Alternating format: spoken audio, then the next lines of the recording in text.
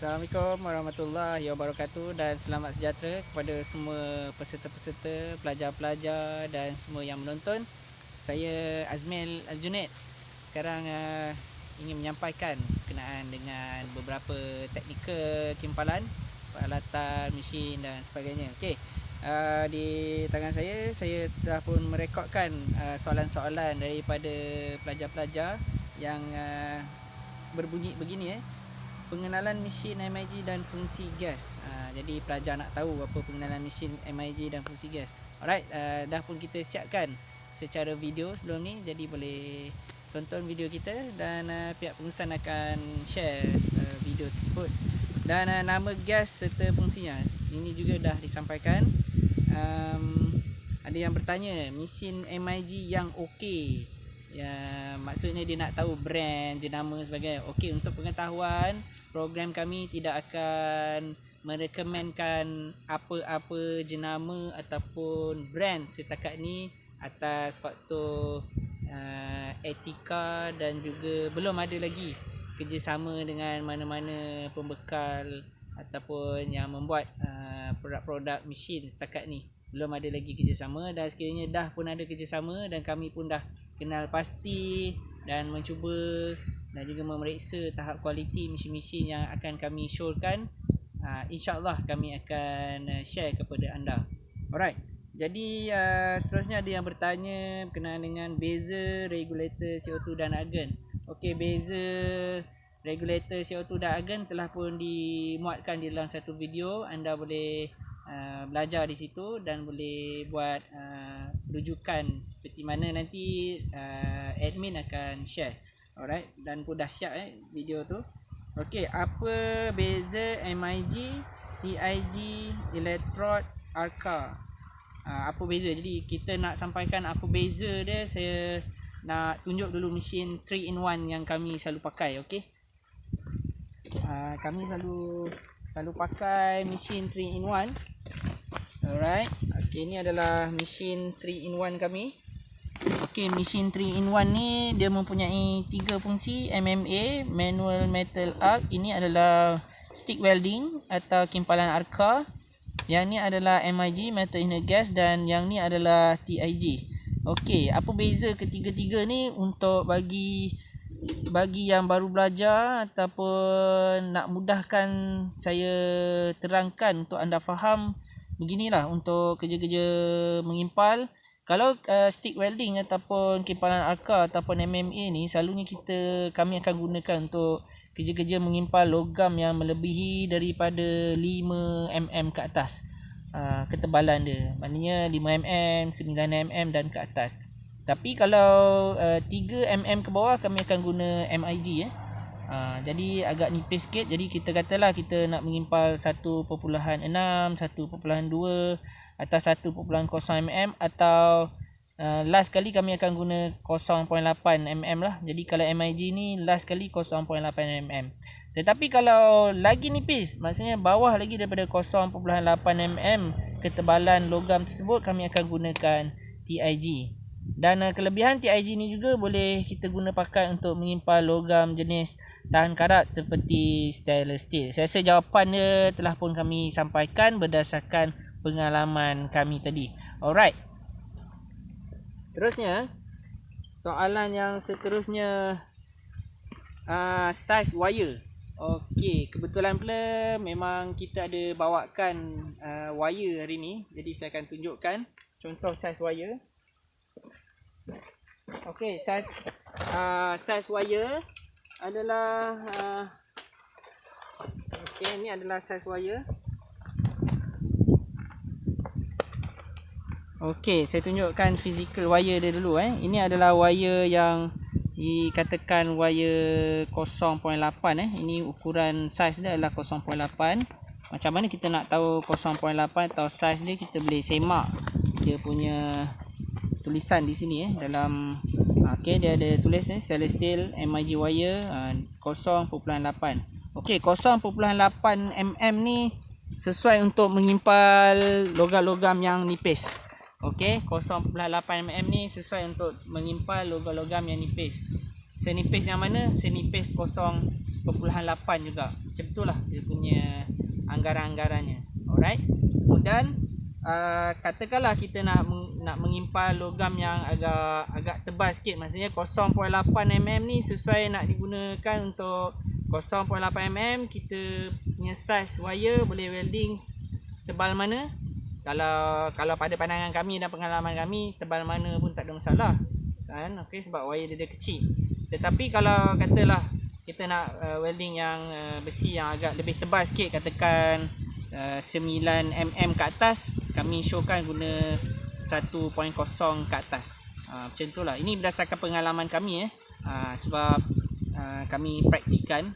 Jadi 0.8 mm tadi kita dah cover lah yang senipis 0.8 mm punya thickness ketebalan besi tadi sehingga tebal 3 mm atau lebih lagi, tak ada masalah.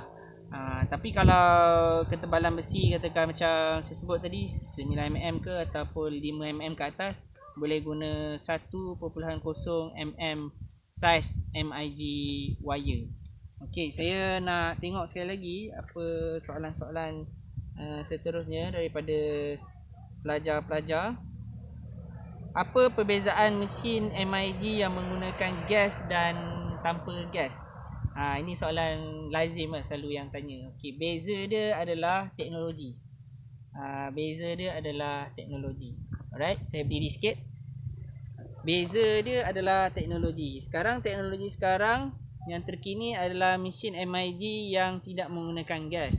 Tetapi dia ada kelebihan dan juga kekurangan. Mesin yang menggunakan gas ada kelebihan dan juga ada kekurangan. Apakah kelebihan mesin yang tak menggunakan gas? Semestinya kita akan dapat kelebihan, kita tak perlu nak mengangkut tong gas macam ni lah, ataupun silinder kan. Saya selalu panggil silinder. Silinder ni agak berat sebenarnya.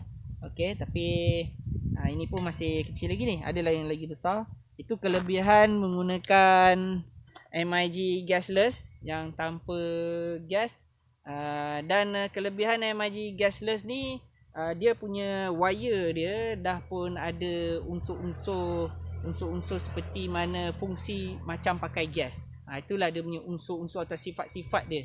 Okey. Dan apakah kekurangan gasless ni?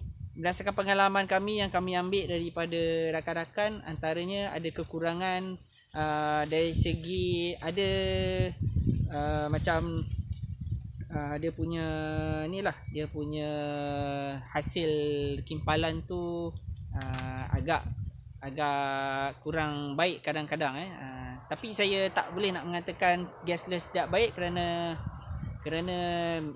teknologi semakin lama semakin baik, dan hasil kimpalan juga saya yakin berdasarkan gasless ni teknologi ke depan ni akan juga semakin baik. Cuma saya menyampaikan seperti mana rakan-rakan saya lah yang telah gunakan gasless mengatakan agak kurang sedikit kualitinya. Okey.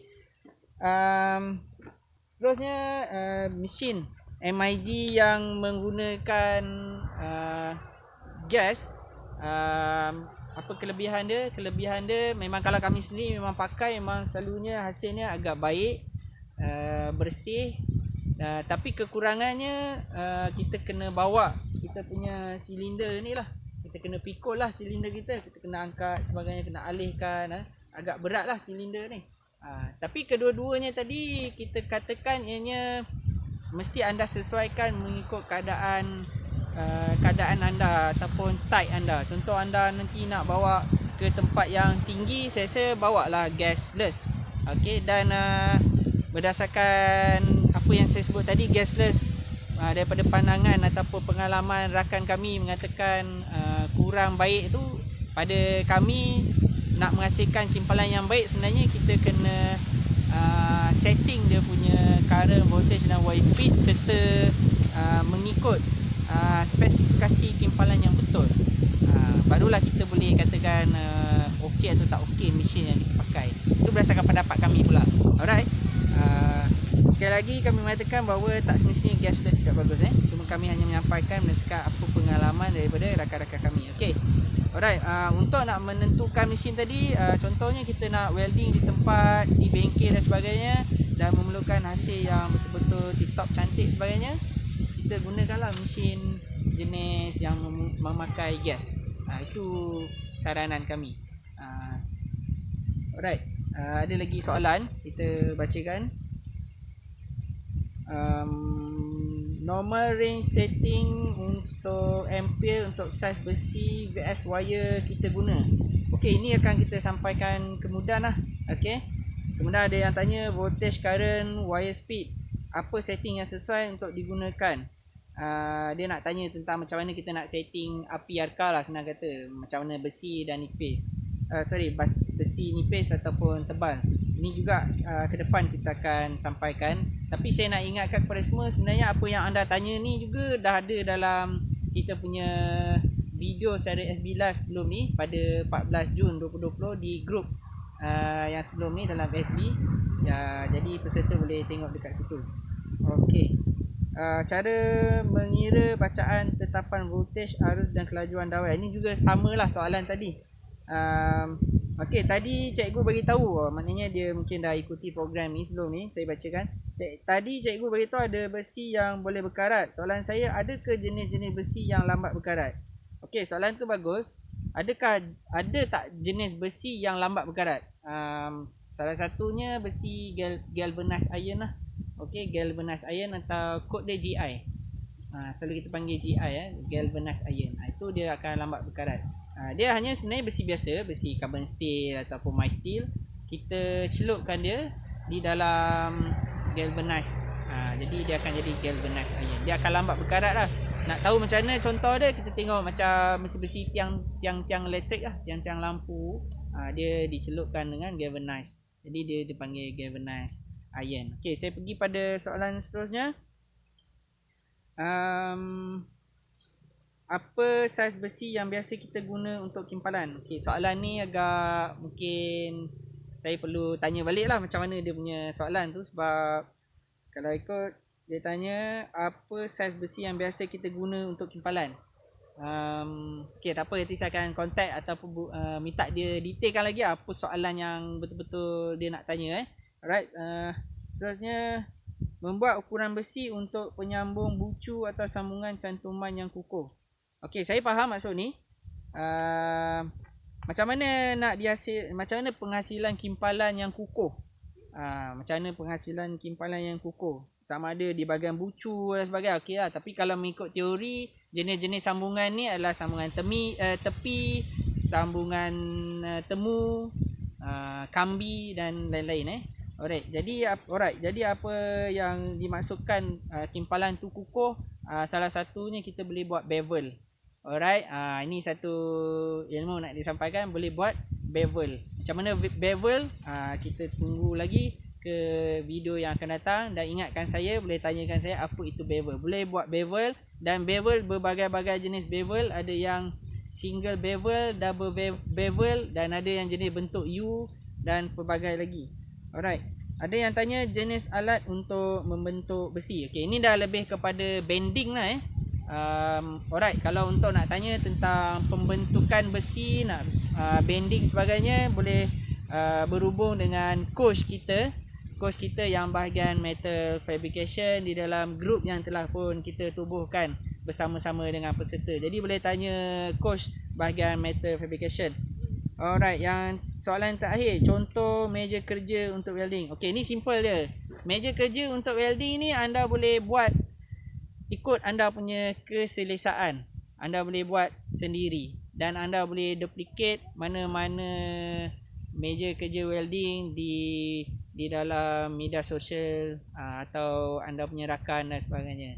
Yang penting ianya kukuh dan ianya mesti betul-betul kalau kita letak water level. Okey, kalau kita letak water level tu dia betul-betul seimbang. Betul-betul seimbang. Itu yang penting . Alright, itu saja soalan-soalan yang dapat saya jawabkan. Ada 1 sampai 16, dan yang masih lagi belum terjawab, kami akan cuba untuk adakan video dari semasa ke semasa. Terima kasih kepada semua peserta-peserta, dan insya-Allah kita akan sambung lagi pada akan datang. Assalamualaikum warahmatullahi wabarakatuh. Selamat sejahtera. Saya Azmi Al-Junaid.